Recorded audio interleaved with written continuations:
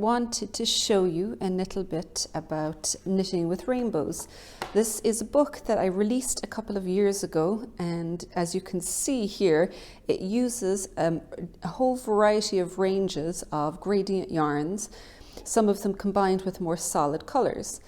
Now at the time I was just publishing the book and I didn't have any yarn ranges in my shop. I have since then started adding some yarns, and when I came across the Fino mini skein sets, they look like an ideal way of being able to show off some of the knitting with rainbows patterns.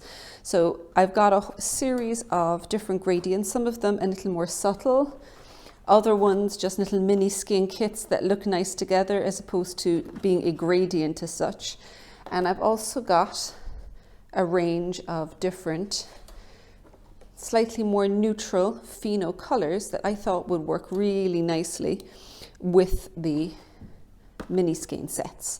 So if you kind of keep an eye out on the website, I'll put a few ideas for kits for these together, but you can also go ahead and play around with them.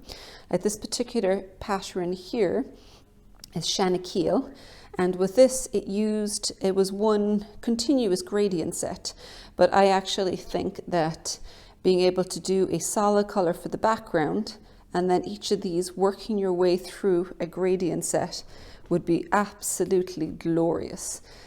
These ones here, this pattern here is Sunday's Well, and this you can see it actually has got stripes of a different gradient set going through, but that would look fantastic in a mini skein set where you could even have super bright colors, and the pattern itself creates the zigzags, and so it really kind of blends and adds extra interest to the whole thing.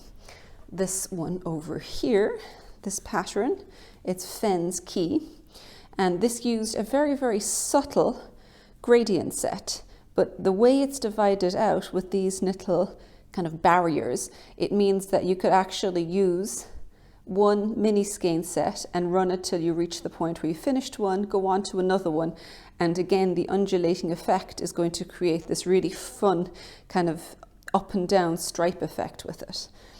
These over here, we've got our Probies arm warmers, and these use a more contrasty gradient set where it's going from, you know, a much darker color to a very light color, and it uses slip stitches and swapping out one of the colors each time as you're going across. But slip stitch is just a fantastic way of combining different colors together, and Arch Lane here does the same thing. Again, very, very dark contrast, or I suppose extreme contrast I should say, in the gradient set. This one was really more of a mini skein set that went together. But what you can actually do with this, if you don't have enough yarn in one mini skein set, because each of the little ones are so small, you can use two sets and use two lots of the yarns together. So if you had two of these, for instance, you could use up both of this color before you moved on to this, or rather stripe both of those with both of those. So it's, you know, it's just another way of being able to add a lot more color into your work and play around a little bit with how they're combined.